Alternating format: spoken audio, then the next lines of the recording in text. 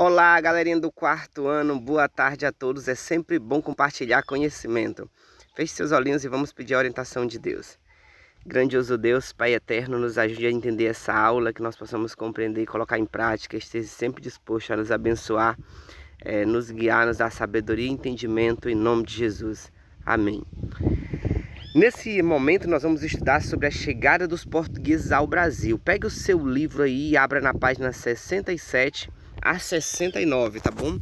Para que assim a gente possa estudar e ter essa compreensão sobre como foi a chegada dos portugueses ao nosso querido Brasil. Abriu? Então vamos lá. Portugal e Espanha eram as nações mais poderosas do mundo, galera, e se lançaram ao mar em busca de novas terras para explorar. Usavam também o mar como rota para chegar às Índias, grande centro comercial da época, onde compravam especiarias, temperos, tecidos, joias para revender na Europa com alta lucratividade. Então o que eles faziam? As Índias era onde tinha bastante especiaria, essas coisas, para vender. Então eles iam até lá, as Índias compravam pelo um preço bem barato e chegava na Europa e vendia muito caro e tinha grande lucratividade. Só que as Índias, ela ficava numa região um pouco contrária a Portugal. Para eles chegarem às Índias por perto era uma dificuldade enorme, tinha que passar por vários países. Então, qual era a ideia? Era conseguir uma nova rota que eles pudessem chegar até as Índias pelo oceano, a ponto de não ter que prestar conta com outro país, de não ter que pagar impostos, né? E conseguir desenvolver essa rota comercial de uma forma que eles tivessem uma lucratividade maior. Por isso que Portugal e Espanha sempre tiveram essa vontade de conhecer as rotas marítimas, porque se eles pesquisassem, andassem pelo mar, eles iam conhecer várias rotas onde eles poderiam fazer esse lado comercial que eles tanto desejavam. Beleza?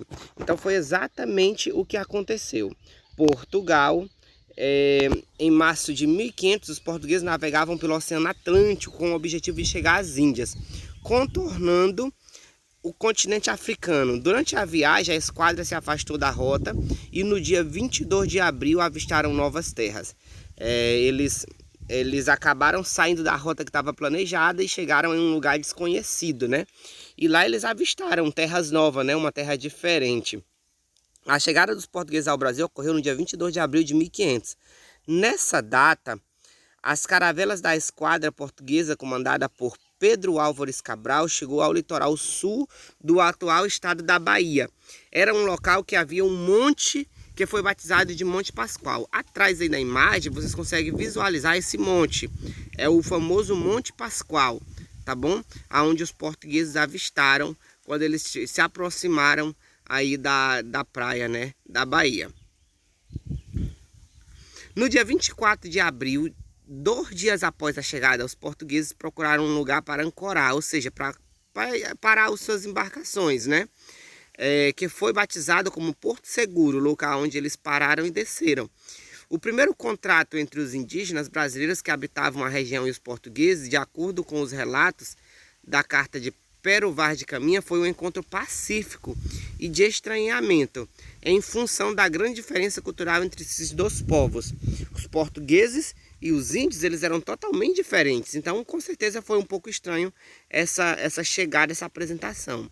Mas foi pacífica, não teve confusão, eles conseguiram chegar e manter em contato com os índios. No dia 26 de abril foi celebrada a primeira missa no Brasil, realizada pelo Frei Henrique de Coimbra. Após a missa, a esquadra rumou em direção às Índias. Talvez está saindo um ruído por causa do vento, viu, galera?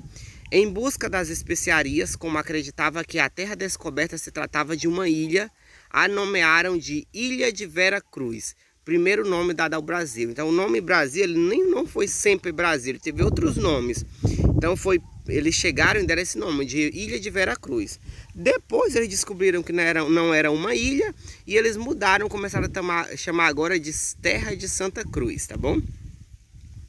Como os portugueses e os espanhóis eram povos ricos, decidiram dividir o mundo em duas partes.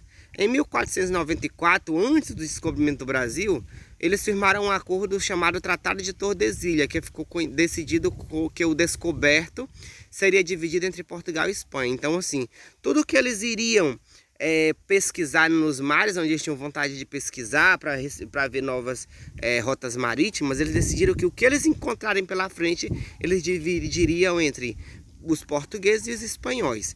Então eles dividiram uma linha, imaginaram aí uma linha, e essa linha de um lado seria de Portugal e do outro lado seria da Espanha. Esse tratado ficou conhecido como o Tratado de Tordesilhas.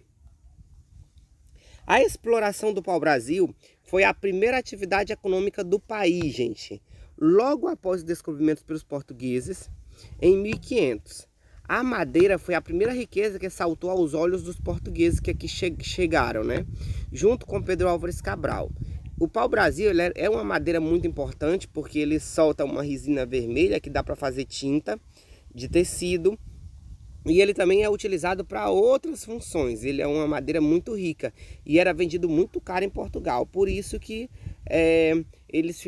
foi a primeira riqueza encontrada no Brasil. Eles pegavam para o Brasil e transportavam para Portugal. Agora é sua vez, galera. Vocês vão ler o texto novamente, porque eu fiz aqui um resumaço, tá bom? É bem resumido. Então vocês vão ler o texto do livro nas páginas 67 a 69 e em seguida vão responder as atividades da página 70 e 71. Qualquer dúvida que vocês tiverem, vocês me chamam no privado, que eu vou ensinar vocês como resolver essas questões que vocês estão em dúvidas, tá bom? Estou sempre disposto a ajudar. Isso é tudo, pessoal. Valeu!